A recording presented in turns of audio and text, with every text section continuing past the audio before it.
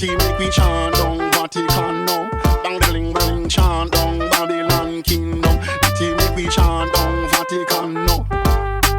Chant down Babylon kingdom. Natty make we chant down Vatican now. Bang the ling bling chant down Babylon kingdom. Natty make we chant down Vatican now. What up, y'all? Babylon 5 podcast. It's your boy, Jermaine Events. How is everyone doing? Hope everybody's feeling phenomenal, fantastic. Hope your week was great. And I hope next week is even better, ladies and gentlemen. This episode is simply episode 196. I've come to grips, ladies and gentlemen. I was thinking about it probably 60 episodes ago, about just not naming these episodes. I honestly saw no reason to name the episodes as I did, but I continuously gave them names, and I feel like just numbering, dude. Episode 196. I don't episode 196. Pick up sticks. Like I don't need to fucking have a name to go with it. It's episode 196. So we're here. Alright? We're here. Thank you guys for being here for episode 196. If you've been here, if you're new, shout out to the new subscribers. I was looking into just, I'm trying to go all in on this YouTube shit. So, shout out to all my new subscribers as of recently. I really appreciate the positive feedback. Definitely do. But this is episode 196. As you know, this week we are going to talk about UFC Fight Night. Dern versus Hill. Mackenzie Dern taking on Angela Hill. We're going to talk about that fight. A few more fights from that card. We're going to talk about, I might talk about a little more than a few, but we're going to emphasize on about 3 fights in that card. And then we're going to talk about Dana White, man. We're going to talk about Dana White. And, if you guys are subscribed to the YouTube, you saw that on Thursday I released the midweek Babble, where I was discussing Francis Ngannou and the PFL situation and all the fight announcements from the UFC, which I explained I felt were just there to try to overshadow Francis Ngannou and his announcement. That's what I felt. So we're going to talk about what happened since then. Some updates with what Dana said, what I talked about in that video, my reactions to it, and some revelations, if you will, that have come out since then. But as always, if you guys would like to follow this podcast, it's right here on Instagram and Twitter. It's right here at Babylon 5 Pod. You guys can email this podcast anywhere, or email us for any reason at babylon5podcast@gmail.com. You guys can hit that like button anywhere that you're listening to this podcast. It's available anywhere that you can listen to podcasts. Just search Babylon 5 Podcast and poof, there we are. Go ahead and hit a like. Hit the like on there. Give it a heart. Do whatever you gotta do. 5 stars. Push this out. Let people know that you love the Babylon 5 podcast. If you guys are on Twitch, follow this podcast at twitch.tv/Babylon5. If you guys would like to cop some merchandise, head on over to teespring.com/store/BOFpod-shop.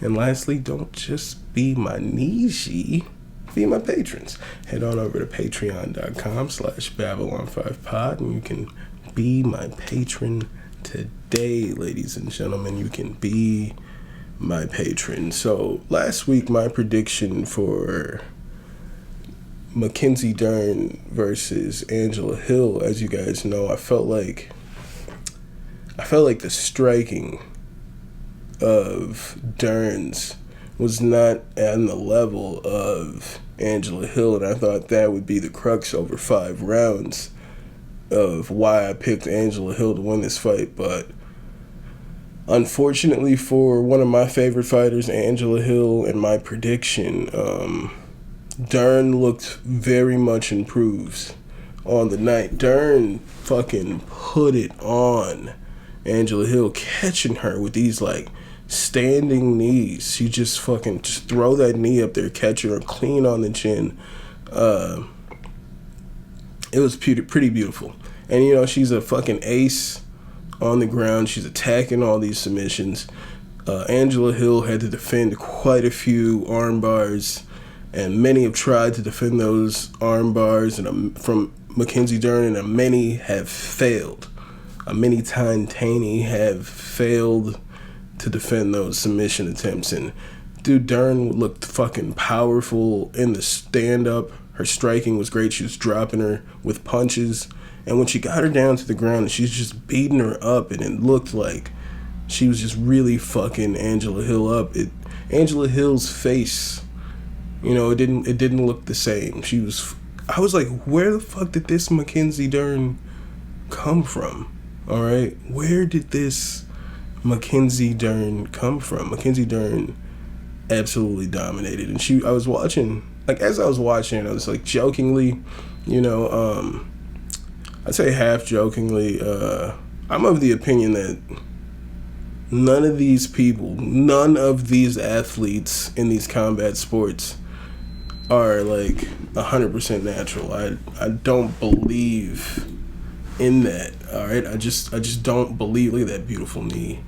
I just don't believe in that. So, as there was like a shot, and I have it in the slideshow. It's gonna be the thumbnail for this episode on YouTube.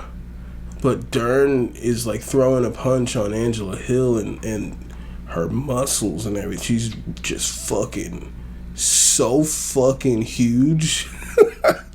She looks like a fucking monster, and I'm like, she's never looked like she has, I guess, been steadily like putting muscle on. But I remember when I was watching the weigh-ins, and I was like, dude, holy fuck, her legs, like everything's like super fucking muscular all of a sudden. Or maybe I just haven't been paying attention. But I was like, holy fuck, she looks fucking, look at this fucking shot here. Her arms are gigantic, dude. Gigantic. She looks gigantic in there. What the fuck, dude? Who is this person? And she didn't get tired at all over 5 rounds, just nonstop attacking. Punches, submissions, knees. Not tired at all. Alright, Mackenzie Dern looked like a monster in there. Angela Hill couldn't really get too much going. I mean, she was landing a few shots here and there, but like, Dern was all over her with fucking power, fucking punches and bunches. She was just all over her knees, getting her in the clinch, hitting her with knees, just like trying to take her down. It's fucking, she was all over her with that kind of pressure, dude. Like, I said at the end of the year, like, if Dern gets her shit together, Dern is gonna be a problem, and it looks like she may have gotten her shit together. I'm not trying to hate on Angie. I'm just trying to throw some rope here. Angie is 38. Okay? Maybe that could be a factor. Maybe the fact that Angie is 38 could be a factor there, but I don't know. I think that could be a factor, but Mackenzie Dern looked great against Angela Hill, and she calls out Rose Namajunas, Milwaukee's own Rose Namajunas, for a fight next. Does Rose even fight anymore? She had that fight with Carla where like she took virtually like no damage and hasn't fought anybody since. So like, does she even fight anymore? Maybe she's just like dealing, you know, she's clearly dealing with some other shit outside of punching people in the face. So I just would like to see her fight again, but it is what it is. Dern calls her out. If she gets it, that'll be an interesting fight. I think she still comes forward to, well, I don't know, everything seemed pretty tight. The way she was throwing her punches and her strikes, she tightened a lot of that shit up. It wasn't as wild, just coming forward, thinking she could just overwhelm with whatever. This was a lot more controlled. She was like she looked like a beast in there, alright? Dern looked like a beast.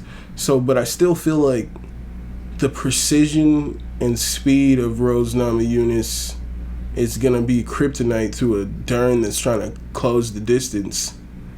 I feel like that's gonna be a bad day for Mackenzie Dern, or at least it should be a bad day for her as far as I'm concerned. The way that I see it, my niggas, that's a bad day for Dern. But she could walk in there and fuck Rose Namajunas up for all I know. You know, that could very well happen, my niggas. But just my prediction right now is she's calling out Rose Namajunas. It's like, maybe you could bite off more than you can swallow. Is that the phrase? I was like, bite off more than you can chew. I guess, yeah, that's the phrase. But and then I was like thinking, like, who the fuck does that? You just like have no self-control. You just need to stuff however much food in your mouth as you can at one time. That's why I was just like, as I was about to say that, bite off more than you can chew, it's like, well, that doesn't make any sense. Who the fuck lives like this? Who lives like this? Shout out to Mackenzie Dern on she looked like a monster, dude. She's fucking rippling. Dude, her arms are gigantic, dude. Who is this person? I was talking to my wife. You know, I'll be talking at her about this shit. She's not interested in it, so I'll be talking to her about it. And I'm like, she never looked like this before, all right? Her body, how muscular she was, how fucking huge she was. I've never seen her look like this, and I watch every week. That's the point of what I was saying to my wife. I was like, when I watch tape on these people, and I feel like, damn, the way this person does this and the way the person does that, it's pretty obvious that this person is going to dominate this fight. But then I'll watch, like, then the fight happens, yada, yada, yada, yada. My point being is that I said to her, it's not that hard. Just watch all the fights every week. And then you'll have some idea of how this person is going to fare against that person. You'll have some idea based off of the information that you currently have. You know what I'm saying? And this Mackenzie Dern, based off the knowledge that I have, you know, the ground and pound was a new wrinkle in there. They're just a vicious ground and pound. They look powerful, dude. She didn't look like the fighter that I remember, ladies and gentlemen. She looked like a whole new fighter in there. So, congrats to her. And, yeah, man, maybe she gets that fight. Maybe she doesn't. Maybe she wants to fight Yan Xiaonan. For whatever reason, they didn't give Yan Xiaonan the fight. They gave Amanda Lemos the fight against Zhang Weili. Whatever. She just got choked out by Jessica Andrade in a standing arm triangle. I also feel like Irene Aldana was losing to Macy Chiasson until Aldana caught her with that fucking upkick to the liver. With a lucky-ass upkick that she didn't know was some devastating upkick until she got up ready to keep fighting and saw that Macy Chiasson could no longer continue. But I felt the title situations that they have going on are weird, and it's pretty easy for somebody like Dern to insert herself in there with this fucking buffoonery that's going on out here. It's a lot of buffoonery. So much buffoonery, man. Y'all need to chill with all this goddamn buffoonery, because there's a lot of buffoonery going on with all the women's divisions, man. You got Amanda Nunes holding 2 belts just for marketing. Just for fucking marketing. Never has to defend that belt. Then you don't sign fighters for that division because you just assume none of these fighters can fuck with her in that division anyway. That's fucking ridiculous. It's buffoonery. Buffoonery all over every women's division except for my nigga Grasso over there. And shout out to Valentina. That's the best women's division right now. That's the best women's division. Also on this card, you had your boy Fluffy Hernandez beating the shit out of Edmund Shabazian. And as I told you guys, like, he's gonna be better. I told you guys last week he would be better than Shabazian everywhere. I saw some people on Twitter, they were trying to say like, oh man, Shabazian is overrated. Nah, he's not overrated. He's pretty good actually. He looked a lot better in that fight than I expected him to do. Okay? If you saw that and felt like he was overrated, it's just because you niggas don't listen to the Babylon 5 podcast. When I tried to tell you here, fight after fight, Anthony Hernandez is a problem. Alright? You guys can see it now. He's a fucking dog. He's just gonna keep coming forward, put that pressure on you. Similar to how we saw Dern fight. But he's gonna use this wrestling just all over you, attacking you with elbows. The coaches I was hearing his corner say, they were like 3 elbows and then wrestle. So they were having him advance positions and then like attack more and then advance positions. It was beautiful. It was beautiful. He wore Edmund Shabazian out just as he should, because what did we see with Shabazian? He can't handle grapplers. I think he misunderstood who the fuck Anthony Hernandez was and thought he was in for a striking match. It's not how Anthony Hernandez fights. I saw this booking and I was like, that's fucking kryptonite for somebody like Edmund Shabazian, who we've seen can't handle the wrestling. That was just a bad matchup for Shabazian. His team should not have allowed him to take that fight. Alright?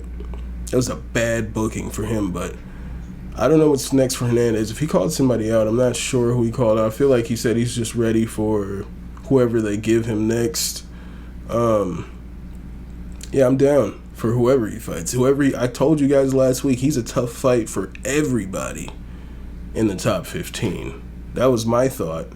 And I believe everybody with that right there, they saw Anthony Hernandez is a tough fight for everybody at the top 15 in the middleweight division, and he probably beats a lot of them. Nobody really has this kind of pressure other than the Russians. You know? All my favorite Russian fighters that I just heard about like 2 weeks ago. They all my favorite new fighters that just came up 2 weeks ago. He's got that pressure like those guys, but he's a fucking dog.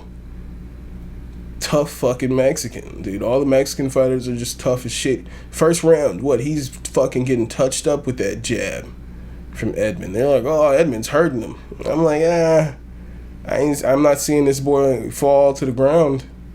If he ain't falling to the ground, even if he is falling to the ground, I bet he get right back up. Get right in that nigga face again. Nigga's tough.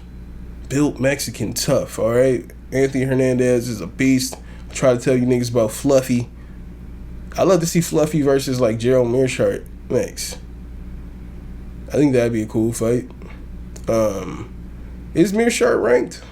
I know he just fought like Piper. I'm not sure, but I'd like to see something like that. It's no disrespect to Mearshart at all. I just think that'd be a pretty interesting fight. Also on this card, another fight we're going to talk about for a second here. Chase Hooper, man, versus Nick Fiore.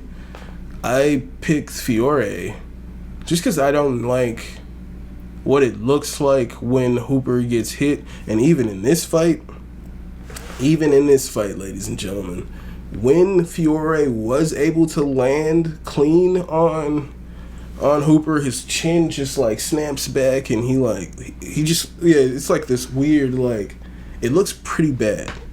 All right. And if Fiore was a better striker, I mean, it was pretty much a stalemate on the ground with the grappling. Fiore being a jiu-jitsu teacher,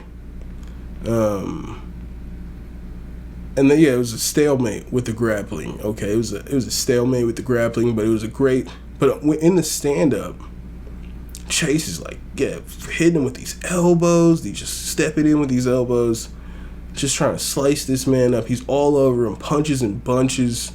Like, this is the best Chase Hooper I've ever seen. And I'm looking at these photos of him. I still thought he looked pretty small last night, but as I'm looking at these photos and he's throwing these punches, this nigga's fucking huge. All you motherfuckers are on the steroid. This dude looks huge all of a sudden. It's the guy who's talking about he celebrates his wins by going to the M&M factory or some shit. There's like some M&M like factory that he could like go get custom, or it's like an M&M store or some shit. You go get like custom M&Ms. All right, that's that guy who is celebrating by going to get custom M&Ms. Now he looks like a monster.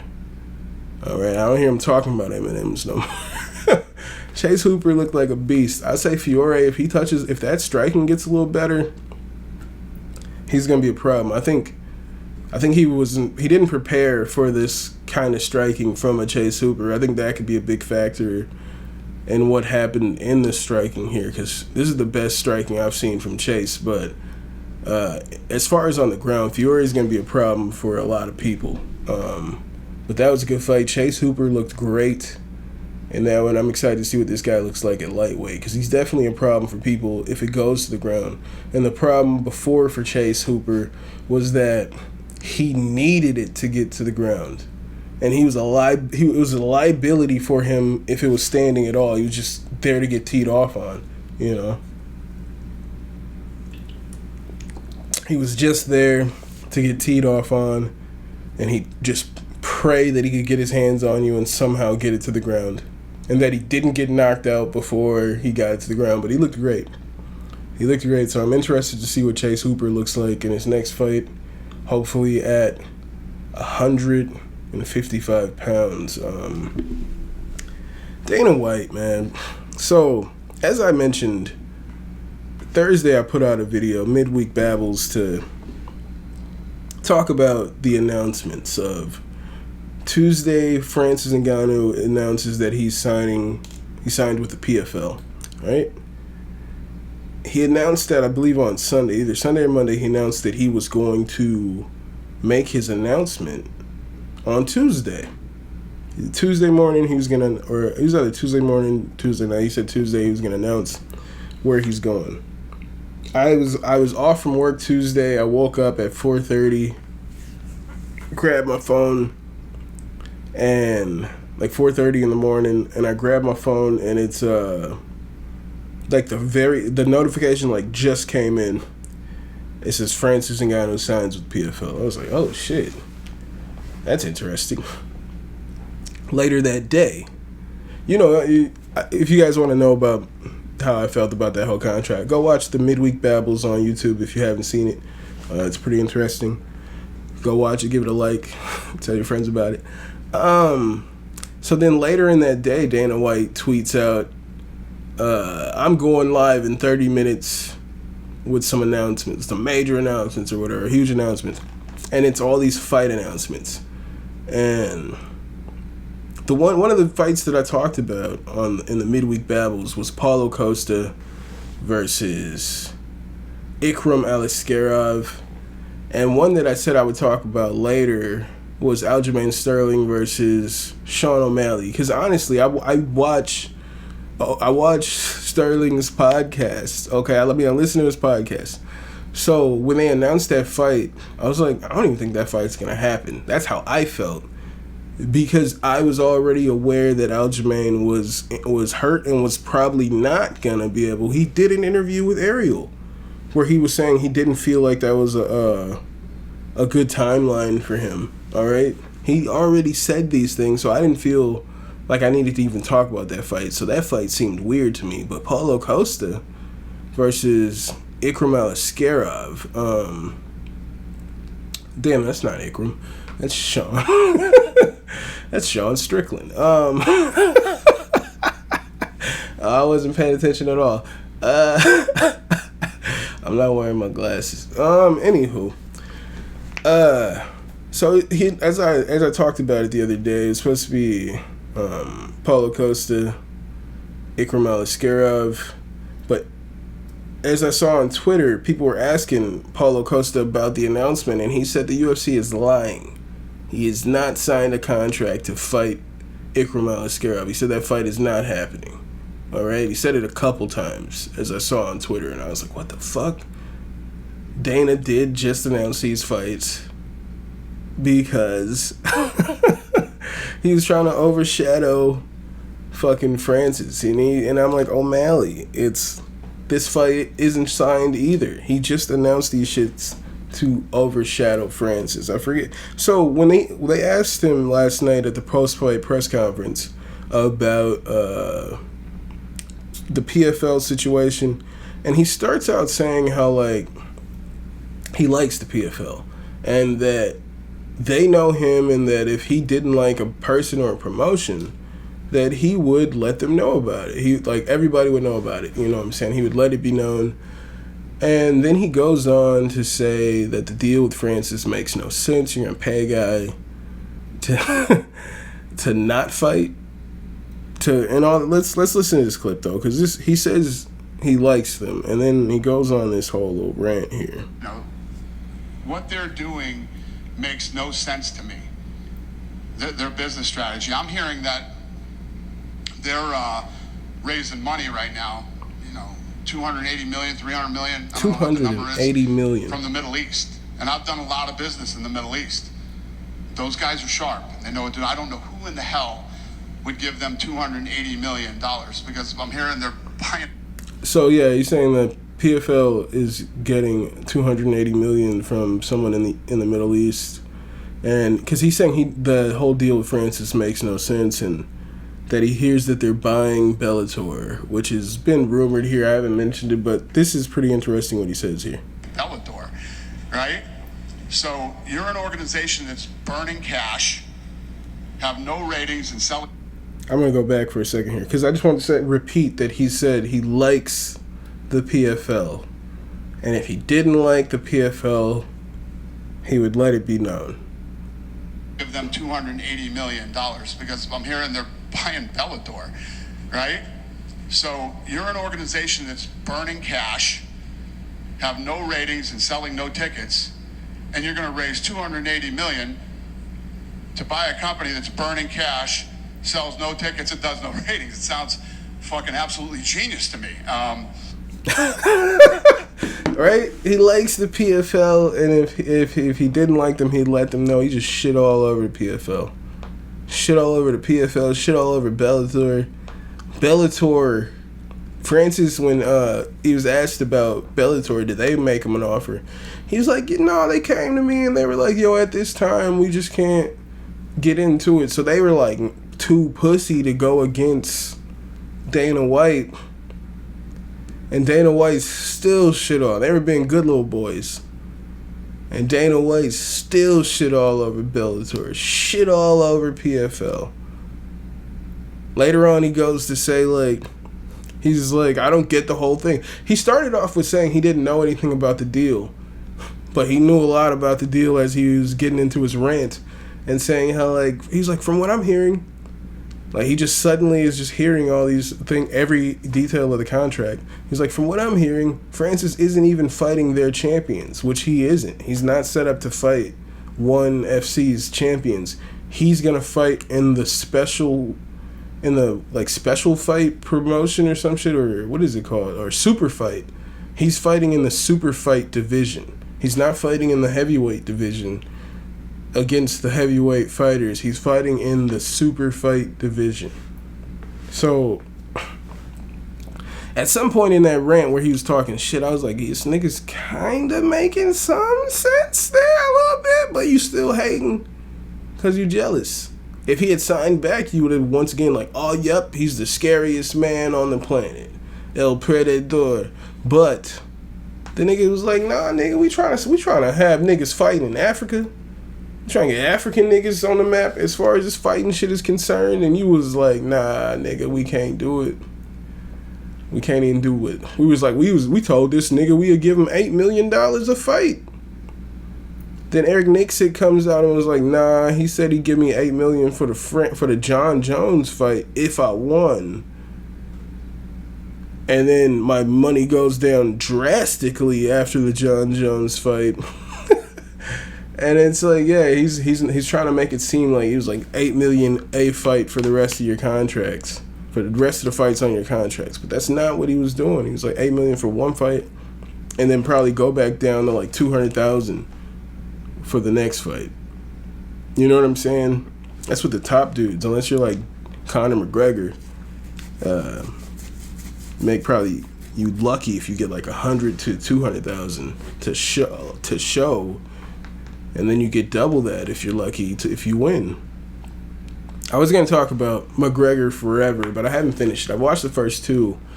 Very interesting, very insightful as far as Conor McGregor, because I fucks with Conor. You know, I wish he wasn't doing something. When the shit happens, you know, I feel it. I'm like, fuck, I wish one of my favorite fighters wasn't doing this. I wish John Jones wouldn't keep hitting his fucking wife, dude. Cut it out. Cut it out. Don't ever do it. You know what I'm saying? Like, I wish my favorite fucking athletes weren't pieces of shit. So, whenever Conor does some bad shit or some bad shit comes in the news, I'm like, fuck. Really wish he wouldn't do those shitty things. But it's interesting because he is clearly putting on a persona. And you can see it in the documentary, the persona, like when he gets in front of people and he does this bullshit and he's just drinking and yada yada yada, but behind the scenes, like how sad he was after the Khabib loss. You know what I'm saying? That was a very emotional post-fight locker room. Very emotional. And it's not the vibe that I got from Conor in the night. That's not the vibe that I got from Conor in the night. It was like, I don't care, whatever. He was tweeting, like, you won the battle, but I won the war type shit. And everybody's like, what the fuck is he talking about? What is he talking about? He was just putting more on to the character. When you see the cameras following everybody, he and his whole team were back there crying.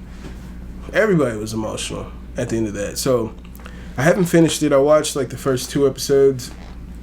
I want to get through it, the next 2, and then maybe do like a little midweek thing to talk about that and whatever else I feel like talking about. But it's pretty interesting, the insight, because just how emotional he was, like injuries that he was dealing with before the Khabib fight that I've never even heard mentioned. I've seen him talk about that fight, and he'll mention like drinking and doing this and not really training right. And then you watch this video and it's like, fuck, he was injured like right before this happened. And he's never once mentioned it. He fucked his toes up like he had a foot injury he was dealing with 3 weeks right before the fight. 3 weeks before the fight, he hurts his feet.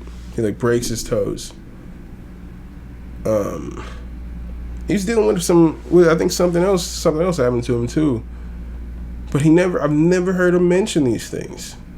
It's just like, Conor. This is pretty fucking interesting. I can't believe he was like, it's the drinking, it's that. He was putting all this other shit and he was actually dealing with injuries and all that shit, and he's never mentioned it. I thought that was crazy. So midweek, we're definitely going to go back in and talk about that. Just to jump back in on that fucking Dana White shit. You know, it's same old story with him. That's why it's like, I don't even really know what fights are actually going to happen. Did Justin Gaethje and Dustin Poirier know that they were fighting for the BMF title? Did they even know that they were fighting each other? I don't know what about that shit that was announced is actually real. You know what I'm saying? Who knows what's actually going to happen, but it is what it is. Unfortunately, next week, ladies and gentlemen, we have no UFC. So it's unfortunate for your boy, because, you know, it's what this whole podcast is about. But we're going to talk about the card after that. You know what I'm saying? Next week, we're going to talk about the next week's card when it comes. Because she'll be riding around the mountain when she comes. I didn't necessarily want to talk about Devin Haney versus Vasily Lomachenko, but I saw that it was pretty controversial. I watched like the first 3 rounds. I was like, let me just see how I feel about it for a couple rounds. Like, first 2 rounds I gave to Devin Haney, and I didn't like how the commentary was like, he needs to make some adjustments. I was like, man, he was touching him clean. And I was like, even watching it live, it was like he barely, like, Lomachenko's throwing combinations but not landing everything. And then they'd show the replay, and like, it'd be like, Lomachenko with a beautiful 4-punch combination, and he'll land just 1 punch in there. And I'm like, why are they still hyping it up? The slow motion replay just showed he only land 1 punch. So I was watching the first 2 rounds, and the third round, And I'm like, oh shit, Loma's landing some shit now.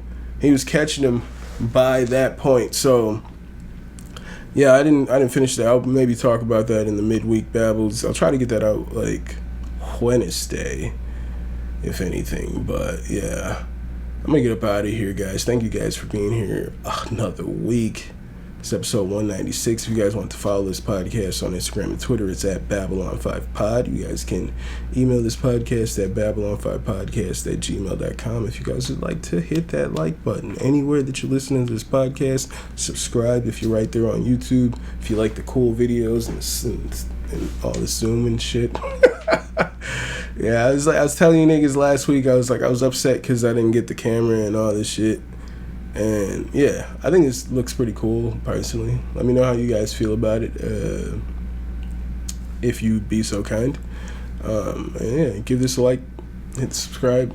If you guys would like to follow this podcast on Twitch, head on over to twitch.tv/Babylon5. You guys can purchase some merchandise by heading on over to teespring.com/store/BOFpod-shop. And honestly, don't just be my Niji. Be my patrons. Head on over to patreon.com/Babylon5Pod and you can be my patron today, ladies and gentlemen. Thank you once again. This is episode 196. I will see you guys next week. Same bat time, same bat channel. Hope you guys are taking care of yourselves and each other, and I will see you when I see you. I'll holla. Chant down Babylon kingdom. Natty make we chant down Vatican now. Dang bling chant down Babylon kingdom. Natty make we chant down Vatican now. Chant down Babylon kingdom. Natty make we chant down Vatican now. Dang bling chant down Babylon kingdom. Natty make we chant down Vatican now.